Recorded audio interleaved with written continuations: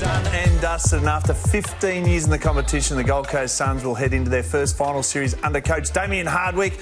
As I welcome in David King and Leigh Montagna. Celebrations tonight. We're going to spend the next at least 24 to 48 hours celebrating the Gold Coast first ever final series, and Damien Hardwick summed it up.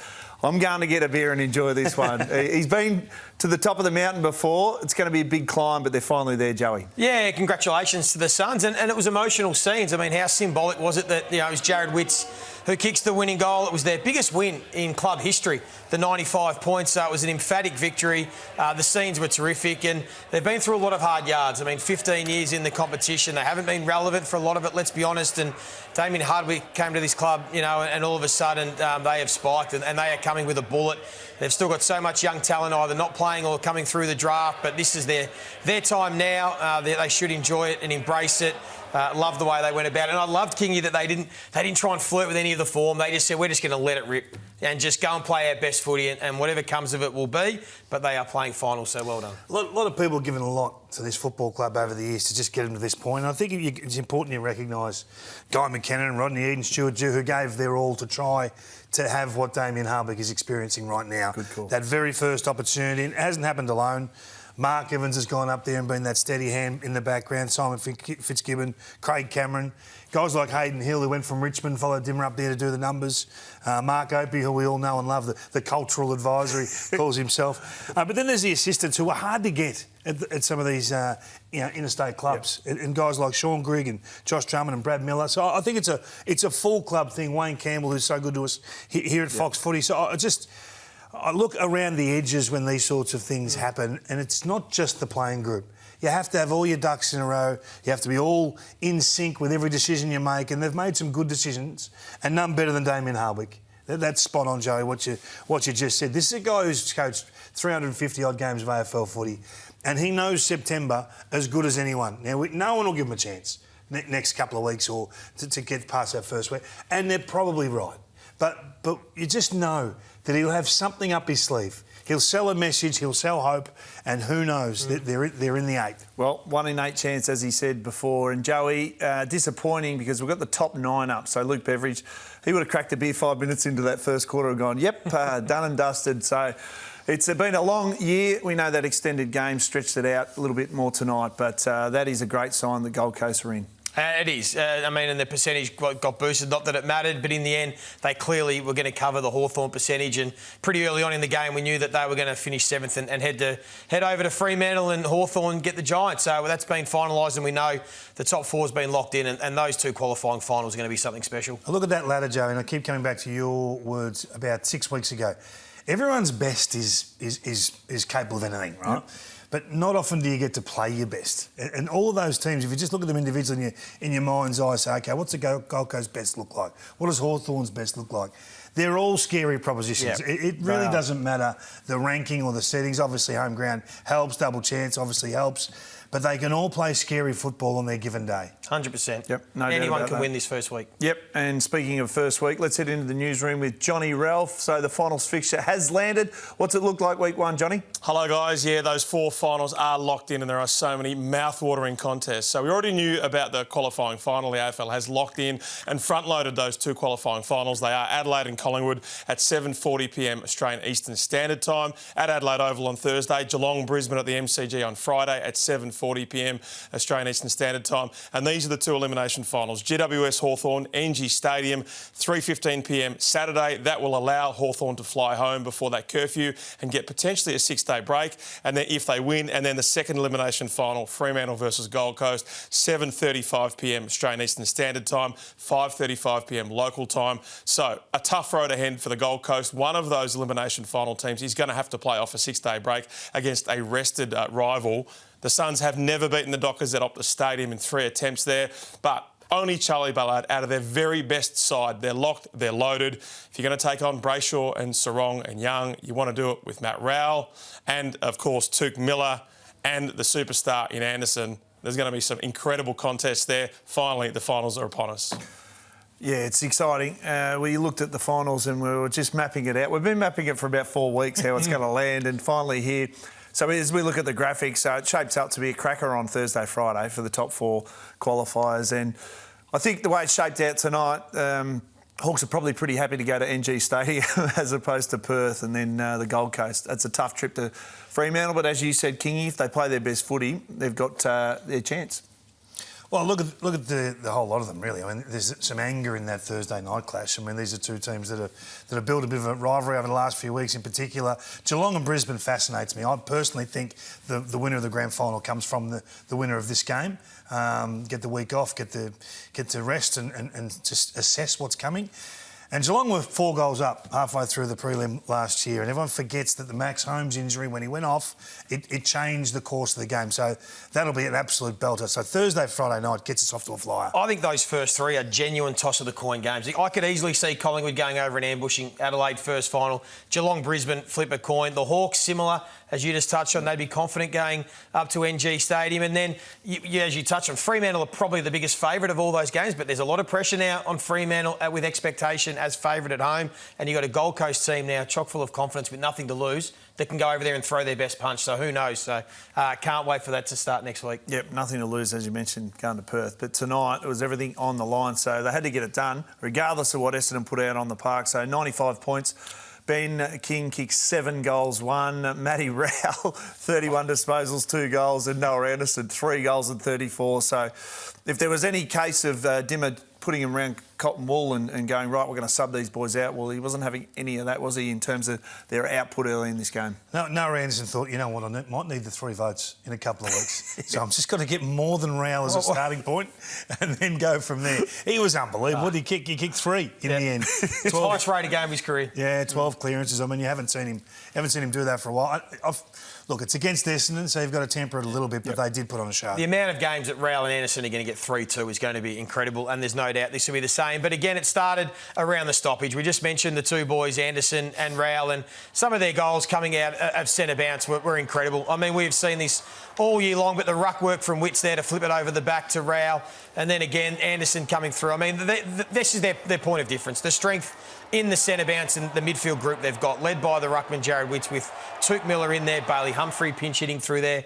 It is formidable. And when you talk about, coming into the show, well, how can a team win the flag? What is their point of difference? And for me, if Gold Coast are to do damage in the finals, it's going to be back off the back of their clearance game, because other than the Western Bulldogs, who aren't in there, they are the best clearance team in the competition. They can win first possession, get it to the outside, they score from it, they can defend it as well. And these are the guys. So when you look at the top 100 clearance players in the competition, this is where they rank for totals from turning a clearance into a score. So Matty Rowell, number 1 in the competition. Anderson there, Miller, Witts. And Bailey Humphrey, even though he's 57th, he's actually in the top 10 for percentage of his clearances turning into scores, because he hasn't won as many. But when he does, good things come from it. So that is their group that is the point of difference that may trouble and probably will trouble the Fremantle midfield at times. And when you take a look at that, the outcome of when they do win scoring from clearance. So this is just points from clearance differential. Essentially, when they win it by 2 or more, they haven't lost a game.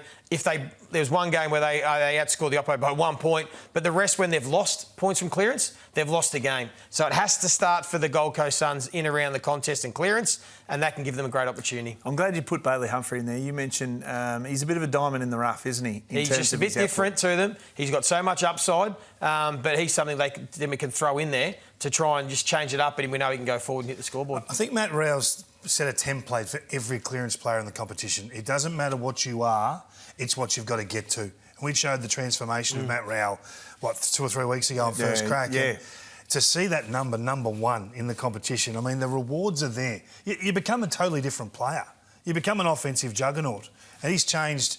And I think when you're talking about coaching panels or assessing an assistant coach, I look at Sean Grigg, and I don't know Sean Grigg very well at all. I've met him twice in my life. But to see what he's done with this group of midfielders, it makes me wonder why I see these names getting put up for jobs. Why would you look at this guy? Well, that transformation, and to be represented like that with those numbers, is a stark difference.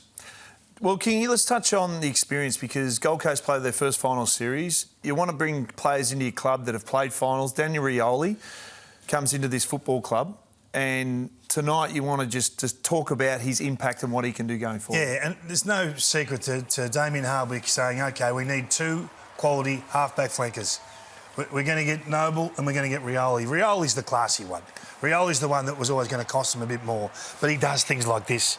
So you can see a final. You can see him doing this or wanting to do this, threatening to do this. Sometimes that's all it needs to be, is the threat. The number 1 rated general defender in the competition this year, because he plays with a dare and an arrogance that most sort of keep in the back pocket. I love the way he plays. Is a classic Damien Hardwick game plan when these two are up and running. And I love the Gold Coast took the risk. They paid overs. Remember the trade period? They gave up pick 6 and 23, and everyone said that is ridiculous. That is overs for Daniel Rioli. But what I love is they identified a player they wanted, and they said, it doesn't matter if we're paying overs. If it's going to help our football club, let's go and get him. And now they're reaping the rewards from getting him and Johnny Noble as well in that trade period, and you've seen the impact it's had. Yep. And it's time for Health is Your Best Player, thanks to HBF Health Insurance. And let's talk about Essendon. Their season is done. I think 15 debutants pretty much sums up what they had left going into this final round. And disappointing year for Bombers fans, but there's not much you can do if you can't field a team.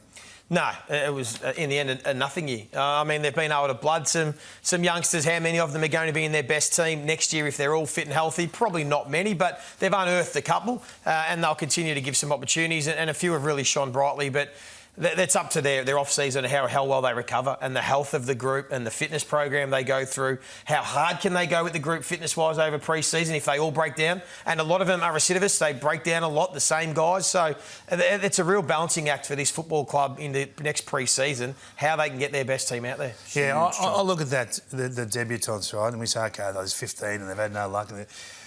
Don't worry about this year. Put a full stop on this year. How many of those 15 have answered the call and are going to be part of something meaningful going forward? It's OK to have 20 new debutants, but they've got to be the ones that you say, yep, we found him, we found him, we found him. So my question is, how many of the 15 are going to be there in 18 months' time, having a meaningful impact in 30 more games' time for this football club? That's the skill of it all. Yep. And that's the challenge. It's tough to win games, I understand that, but you've still got to get something out of these games. You just can't tick boxes. So I'm looking forward to what happens with the list change at the end of the year, and mid-next year, when we look back and say, OK, they gave all these kids an opportunity. Are they a main part of this next 23? Yeah, you're not going to get a better side of them playing 15 debutants and seeing what they've got under the hood. David King, time for your first crack. Well, my first crack is all about and I stole a little line from you here, Premiership garnish. So to win a flag, it's full club. You need to get every decision right. You see what the Suns have had to go through to get themselves into a final series. Everyone's played their part on and off field.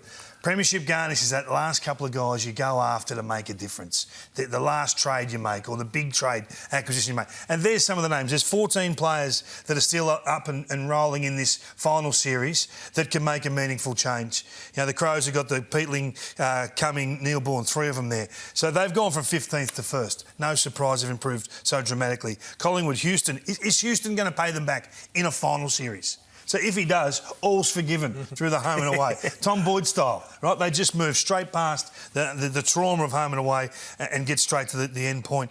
Shea Bolton, this is why they got Shea to the team. Like, I know he's had some brilliant moments. They've gone from 14th to 9th to 6th. This is it. This is your time now to take control of these big games. Bailey Smith, I think, has probably been the best performed of that group. You know, he's a high price again and all those sorts of things. Rioli and Noble we touched on. Stringer, well, this is the time.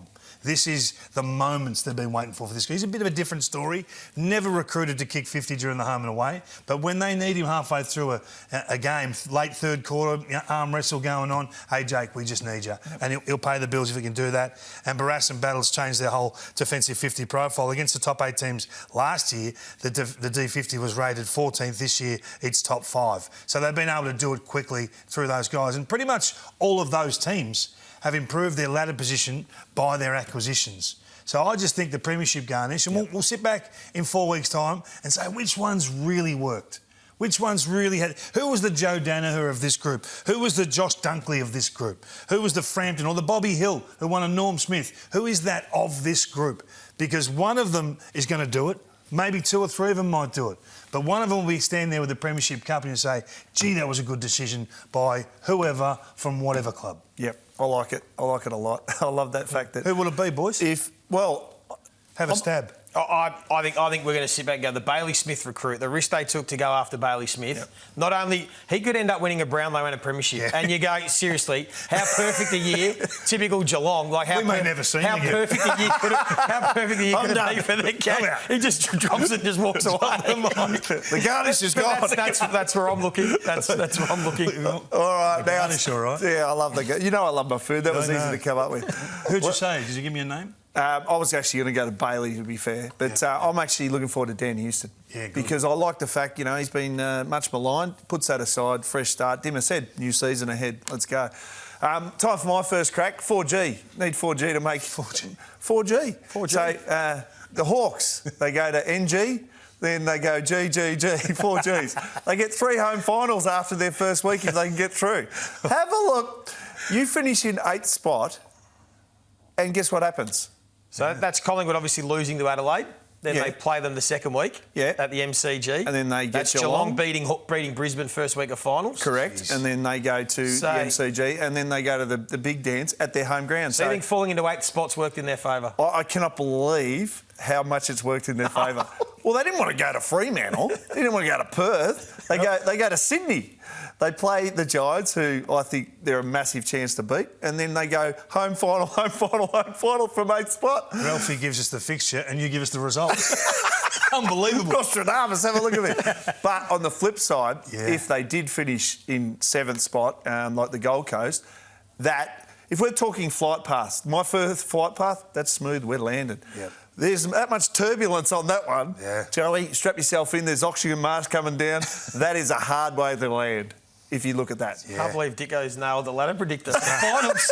And the Hawks made it. And the Hawks are in the granny. Well, they're already in there, so, sometimes you've got to dream big. Joey, what's your first crack? My first crack is for, let's be honest, a year in which the AFL have had a rough year with lots of things that have probably not been ideal with the fixturing and all these different issues. They can at least sit back at the end of this home and away season and say, well, we do have a truly national competition, because for the first time in over 20 years, all 5 states are represented in the final series, which is great for football when you think about it. So Queensland, New South Wales, Western Australia, South Australia and Victoria have teams that are playing. 2004 was the last time it happened. So that is great for the AFL and for the competition. And to be honest as well, the expansion clubs. This is what the AFL have wanted. The first time they are both in the final series at the same time. We're excited about what it's going to bring, but I think the AFL can be pretty pleased. That's how it panned out. Yep. 3 of the 8 in Victoria, so... Only 3. See, get around the Hawks, told you. I'll tell you how it's going to finish. We're going to take a short break. Before we do, let's check in with Bernie Vince from PointsBet with his first crack. Thanks, guys. My first crack is the Grand Final Crystal Ball, with the Grand Final Quinella Market now up at PointsBet. I've delved into the crystal ball to have a look who I think will be there on the last day in September. I'm still big on Brisbane. I think they will be there come that last day. And Adelaide, I think they win both home finals, which means they make it. Whether they can win it is another thing. You can see there, very good value for that combination. The other combination I think could possibly make it is Brisbane and Geelong. Now, they face off in the first qualifying final. The winner obviously getting a home prelim. But I think the beauty for the loser is they get the softer side of the draw to come through. They'll probably meet Adelaide then in a prelim in Adelaide, and I think they can beat them and make it. So you can see some good value there too. You can find all those odds plus a whole heap more on the PointsBet app. Have a great week. Chances are you're about to lose. For free and confidential support, call the number on the screen or visit the website.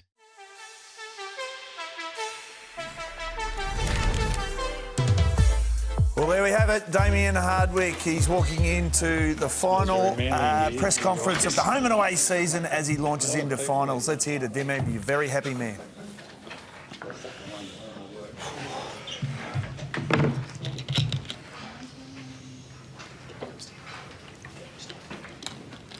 Good to go.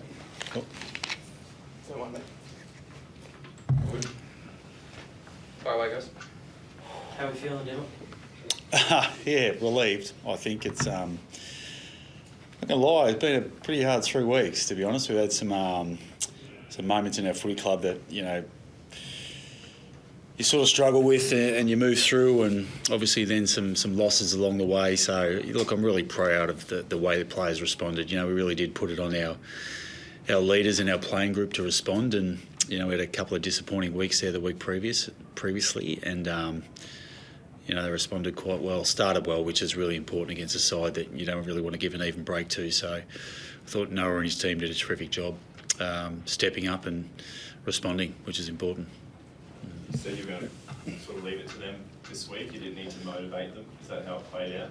Yeah, very much so. Like, you know, a lot of these guys have been playing there, and a lot of them are young AFL players, but you do anything to play finals. It's everyone's aim sort of thing. So the motivation was always there sort of thing. It was just getting them to understand that we are well and truly capable, or more importantly, giving them permission that it's okay to win. We probably felt a little bit tired, I think, in the previous 2 weeks.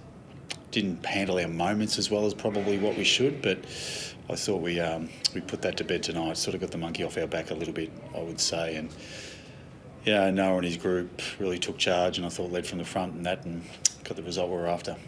You got everything you would have hoped out of Rioli and Humphrey? Yeah, well, they got through, which is the big one, and you know they both had an impact as well, which is exciting. Obviously, to have the run and carry of Daniel off half back, and you know I thought you saw the value of Humphrey. I think there was the very first transition inside 50, won that crucial ball, and that's what he does. You know, he's a one-on-one player forward of the ball, and those guys are worth their weight in gold. So I thought those two boys contributed really, really well. Obviously, we subbed off Bailey in three-quarter time just to make sure that he was right for next week as well. Just on that, when did you start to relax a bit, or you couldn't because you were conscious, of course, of any potential concussion or injury? Yeah. Short.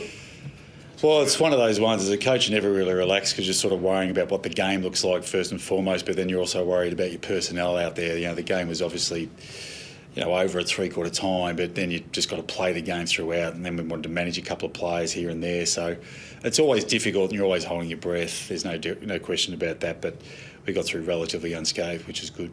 Your mantra this year has been anyone, anywhere, basically. The biggest trip in footy? Yeah, we're excited. You know, we had obviously had a good win over in Optus Stadium earlier in the year, and we're disappointing versus Fremantle early doors here. We had, you know, I think we gave up the first 5 goals and managed to wind them back, and then Shea kicked a couple of beautiful goals at the end to get the win for them. So we're confident. We go over confident. We'll give it our best shot. What we do know is we've got a heap of fans, I reckon, at Gold Coast that, you know, in the city of Gold Coast, are looking forward to seeing how we go. You know, it's been awesome. The build-up this week has been incredible around the city of Gold Coast, just having people talk about the game, looking forward to the game, and, you know, even get like close to 17,000 on a Wednesday night was pretty cool. What have you seen from your team that would give you belief that you can go over and play in front of 55,000 partisan fans? Yeah, I think what we've sort of spoken about is we've had 15 wins throughout the year, and we've never really been, you know, I think I'm not even sure what our biggest losing, maybe what was the game versus GWS was probably our biggest game. That was probably our flattest game too, but we always give ourselves a chance. Like, even in the games we've been beaten, we've been in front at critical stages. So they're a side that never gives up or refuses to be beaten. Sometimes we do get beaten, but at least we have a crack and come back and fight it out. So I'm confident that our guys, you know, if we play our best, we're a very, very good chance of winning that game. Talk about them telling them it's okay to win. Do you think they've got the belief now to go and win a final? I think so. Look, I think once again, you never know until you know. You know, people sort of say we're inexperienced. I think someone mentioned downstairs we've got 3 finals players that have played in finals, but at the end of the day, you're going to play your first final at some stage. What you've got to have is belief and confidence in what you do and how you play. We've certainly got a team identity and what that looks like, and I think people will see that and understand that, and I think it stands up in big games. You know, like I said, we've lost some games along the way, but we've been in every game along the way, which is also important. Some nice scenes tonight, like in the crowd, and also even Zwitsy kicking the last goal. He was taking the piss, wasn't he? Seriously. We actually had a little bet upstairs. There was a meat tray on it, whether he got it. So Sean Grigg said he didn't reckon he'd get it, so he's up for a meat tray. But it was a great reward. You know, the big fella's such an integral part of our footy club, and it was really, really, you know, quite emotional scenes in the rooms after. The people that have paved the way, you know, you see Bob East, who's been here since the start, Tony Cochran been here since the start. You know, I've got Alex Rigby, Barry Rigby, Lindsay Ball, a lot of people, Cal Burns, that have paved the way, and, you know, we're sort of getting a little bit of joy at that. But to think about those people, and more importantly, see those people in the rooms and celebrating with them was really quite special. You know, we had Barry and Phil, our property guys that have been here since inception and that. So it was very, very cool moment. Well, some players are born to play finals. Time to wake up. September is the only month that matters. Thanks to Workday, it's time for finals, boys. I'm up and about. I can't wait. Why are we having a week off? I'm ready to roll. Let's have a look at it, because we mentioned Thursday night, Adelaide and Collingwood from 6:30 on air. Joey? The countdown begins. We'll be there over in Adelaide. Can't wait for that one. It's going to be an absolute beauty. The joint's going to be rocking. MCG. Friday night, Kingy, second qualifier. The floor on these two teams is extremely high, and the ceiling is anything. And then we head over. This game will be played at 3:15 NG Stadium, the first elimination final, and then Fremantle Gold Coast 7:35 from Optus Stadium. So shapes up to be a cracker week one of finals. Well done, boys. Outstanding work. We're looking forward to this massive final series ahead. But the best of the best tomorrow night, AFL Awards tomorrow 7:30, live and exclusive on Fox Footy.